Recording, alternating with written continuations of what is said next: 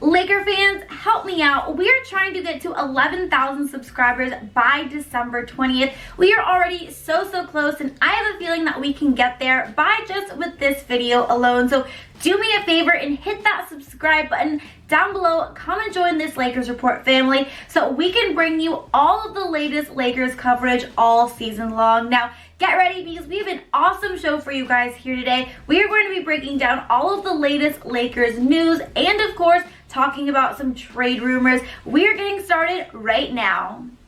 Dump, it was all a dream. Related to killers and dope fiends. Cousin was moving at 14. White things but no porcelain. How could they sleep on this poor thing? What I foreseen was a sure thing. As always, thank you so much to Uno Hype for that awesome intro video. What's up, Laker fam? Thank you guys so much for tuning in to Lakers Report by Chat Sports, all things Lakers.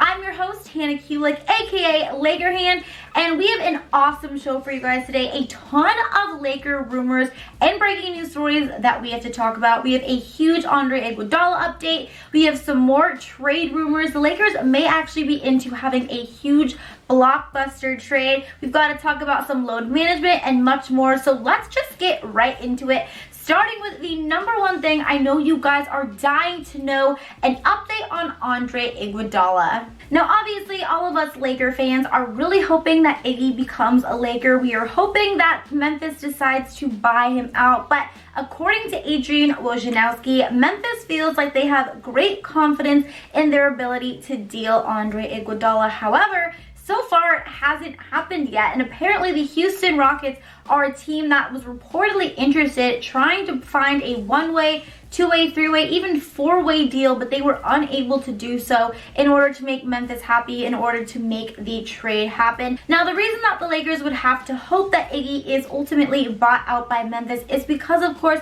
we have to match that huge $17 million salary, and we unfortunately just don't really have anything to offer Memphis. Any trade that we would have to offer Memphis would have to include KCP, but KCP has that no trade clause in his contract, so he's unable to. Of course, the Lakers don't have any first-round draft picks, so Memphis really isn't interested in any trade package that the Lakers have to offer. Now, of course, reportedly, we all know that Iggy would like to come and play for the Lakers, so he himself is also hoping that he is bought out. But apparently now another team that Iggy could potentially also see himself on is the Los Angeles Clippers. Now, of course, us Laker fans don't want that to happen, so we have to just kind of keep our fingers crossed that Iggy is ultimately bought out and can come and join the purple and gold.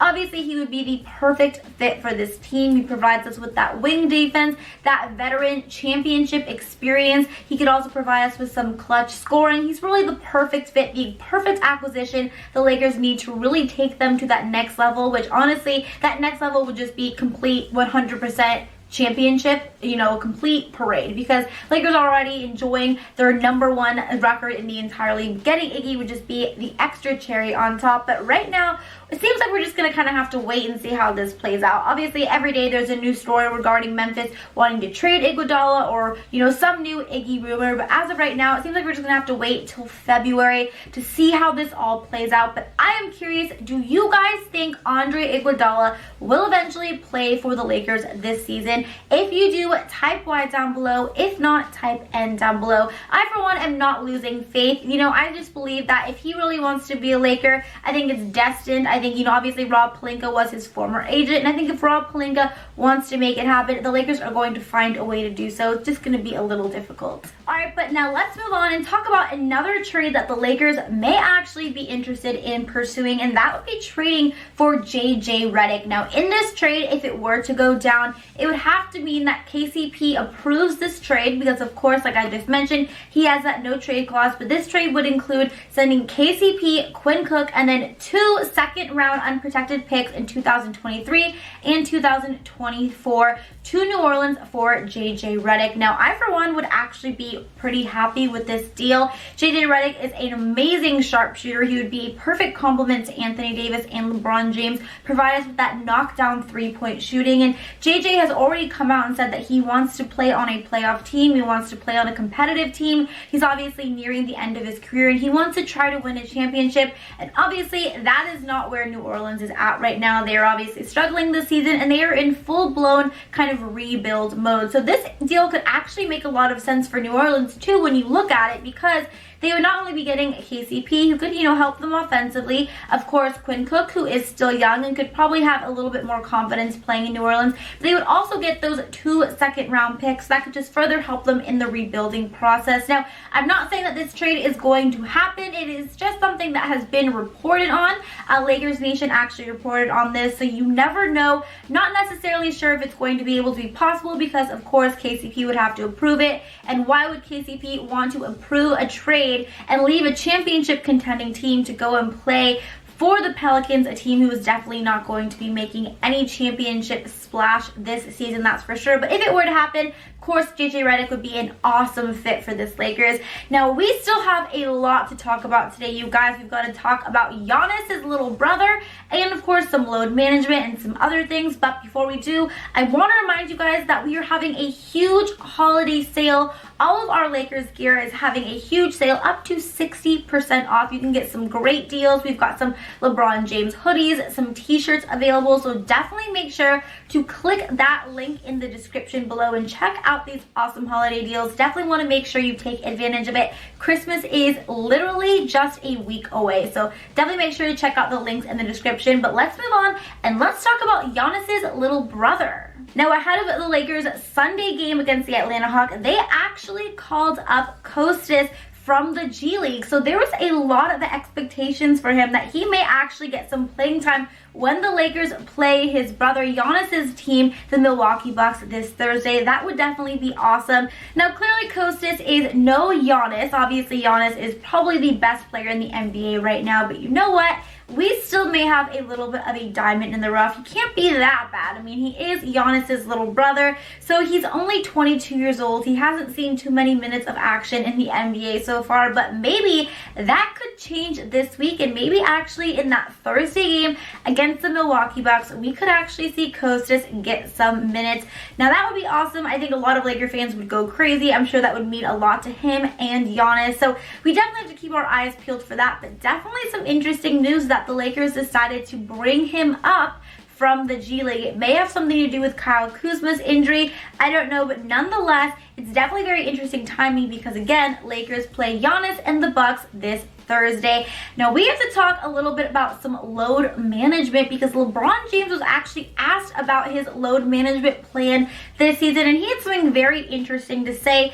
But before we do, I want to make sure that you guys are giving me a follow on my social media handles, my Instagram @HannahRoseKulik and my Twitter @Hannah_Kulik, to not only keep up with all things Lakers, but also some fitness things as well. If you know me, you know I love to post workout videos and fitness content, but I also love to talk Lakers with my Laker fam, so definitely make sure that you are following me on my social media handles. But let's get into this load management, because load management has been a huge trend we are seeing, especially as of late this season, and LeBron James was asked about his load management plan, and here's what he had to say about it.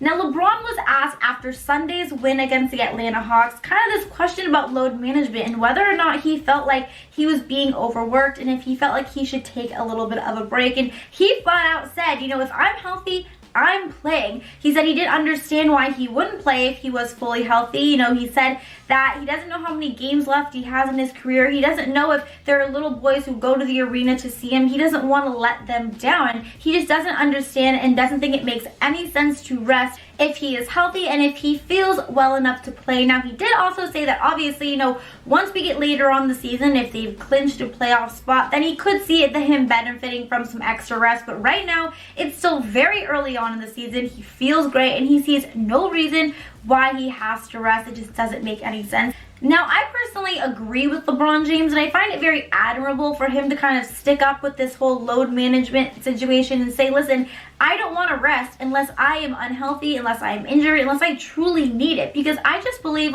this whole load management thing has really gotten completely blown out of proportion. It's ridiculous. I don't think it's fair to the fans who pay so much money. You know, some people save up their entire life to try to go to a Laker game from, you know, other states, and how much would that suck for them if they save up and they go and we just kind of blow the game. We don't have LeBron James play, their hero. Like he said, there are little boys who go to the arena who, you know, admire him. He's their idol, and that just wouldn't be fair to them to spend all that money just to not see him play when he's healthy and he's more than capable too. So I, for one, found his answer very refreshing, very admirable, but he has said all season long that he feels great. He wants to play in as many games as possible this season, so it was just nice to kind of have him clear this air and definitely say, listen, I'm going to be playing if I'm healthy. So it looks like there is going to be no unnecessary load management for LeBron James. Right now, the Lakers have been doing such great load management just in general by just resting them throughout the games because we've been playing so well. Like I said,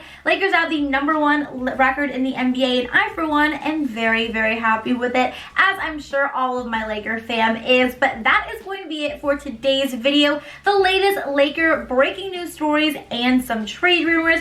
Thank you guys so much for watching this video. If you liked it, please do me a favor and give it a double thumbs up. Also, don't forget to subscribe here. Also, don't forget again about those awesome holiday deals. We have up to 60% off on all of Lakers gears. The links are in the description below. And until next time, Laker Hand is out. Bye, guys.